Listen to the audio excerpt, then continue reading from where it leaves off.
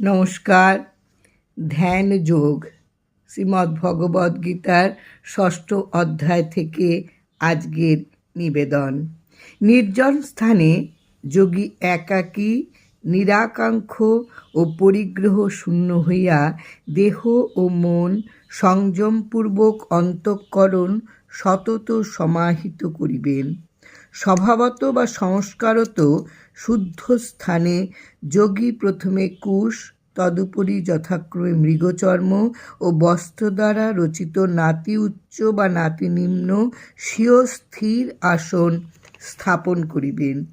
যোগী সেই আসনে বসিয়া বাহ্য অন্তর ইন্দ্রিয়ের কার্য সংযমপূর্বক চিত্তশুদ্ধির জন্য একাগ্র মনে যোগাভ্যাস করিবেন। মেরুদণ্ড, গ্রীবা ও মস্তক সরল ও নিশ্চলভাবে ধারণপূর্বক স্থির হইয়া এবং কোনো দিকে না তাকাইয়া স্বীয় নাসিকাগ্রে দৃষ্টি নিবদ্ধ করিবেন। প্রশান্ত চিত্ত, ভয় রহিত, ব্রহ্মচর্য পালন ও গুরু সেবাদি ব্রতে স্থিত মদগত চিত্ত ও মতপরায়ণ যোগী মন একাগ্র করিয়া নিত্য ধ্যানাভ্যাস করিবেন। যোগী এইরূপে সদা সংযতভাবে মন সমাহিত করিয়া আমার স্বরূপভূত মোক্ষপ্রদ পরম শান্তি প্রাপ্ত হন। অতিভোজীর, একান্ত অনাহারীর, অত্যন্ত নিদ্রালুর এবং অতি অনিদ্রা অভ্যাসীর ধ্যানে হয় না। যিনি পরিমিত আহার ও বিহার করেন এবং মন্ত্র জপ ও শাস্ত্র পাঠাদি কর্মে পরিমিত প্রচেষ্টা করেন, যাহার নিদ্রা ও জাগরণ নিয়মিত, তার ধ্যান সংসার দুঃখের নাশক হয়।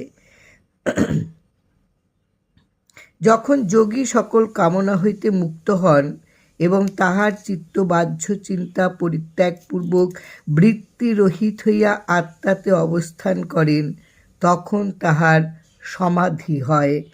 বায়ুবর্জিত স্থানে অবস্থিত দীপশিখা যেমন কম্পিত হয় না, চিত্তবৃত্তির নিরোধ অভ্যাসকারী যোগীর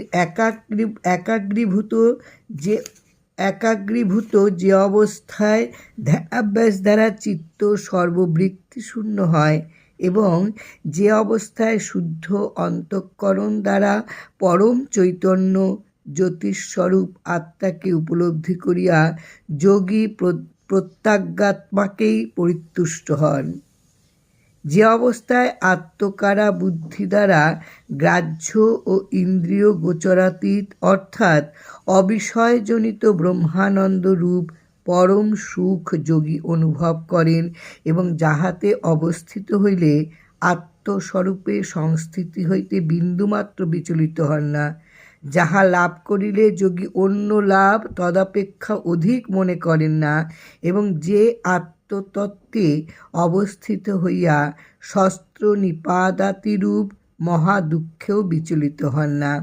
নিখিল দুঃখের আত্যন্তিক নিবৃত্তিরূপ সেই আত্মার স্থিতিকে অসম্প্রজ্ঞাত সমাধি বলিয়া জানিবে।